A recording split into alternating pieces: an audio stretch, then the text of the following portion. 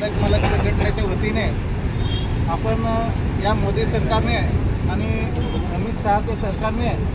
जे आपल्यावर चालक मालक ड्रायव्हर लोकांवर जो फार मोठा आघात घडला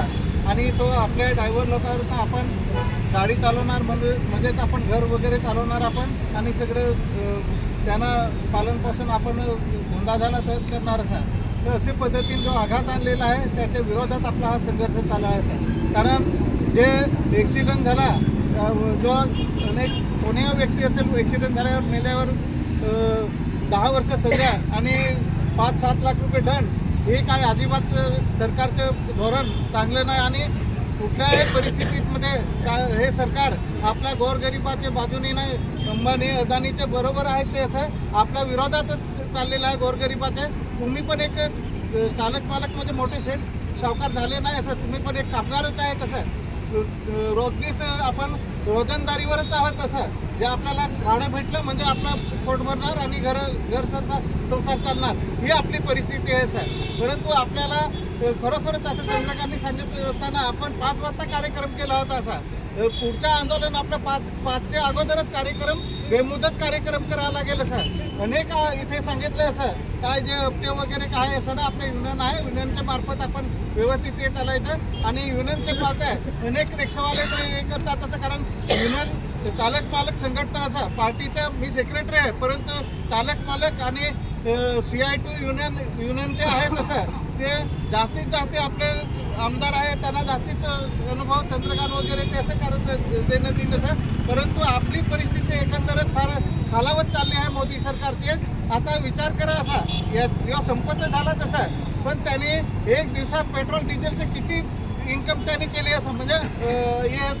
त्याचा टॅक्स जमा झाला एक दिवसात म्हणजे पुढच्या इलेक्शनला तो खर्च केला ना तरी पैसे संपणार नाही ही परिस्थिती एकंदरीत मोदी सरकारची आहे आणि हुकुमशाही पद्धतीने त्यांनी सांगितलं तो करू शकतो असं त्याच्या मनावर सगळे हे चाललेलं आहे। परंतु आपले ड्रायव्हरची एकी नाही असा अनेक आपण विचार करतो तर दुग्धवाले भांडण करतात रिक्षावाले भांडण करतात आपसात भांडण असं आपण सरकारच्या विरोधात भांडले पाहिजे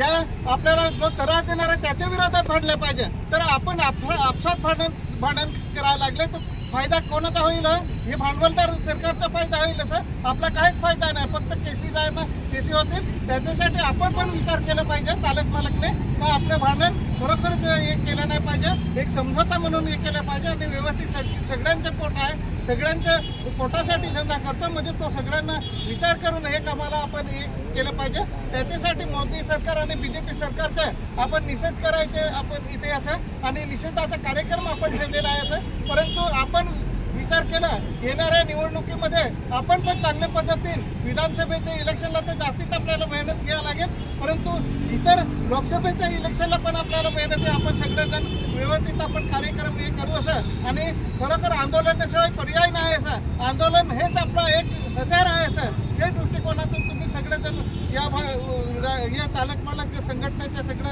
ड्रायव्हर आपण आणि सगळे मालक आपण इथे सगळं उपस्थित या आंदोलनात राहिले तर मी माझ्या पक्षाच्या वतीने मार्क्सवादी कम्युनिस्ट पक्षाच्या वतीने मी 2 शब्द सांगून मी थांबतो। इन्कलाब जिंदाबाद।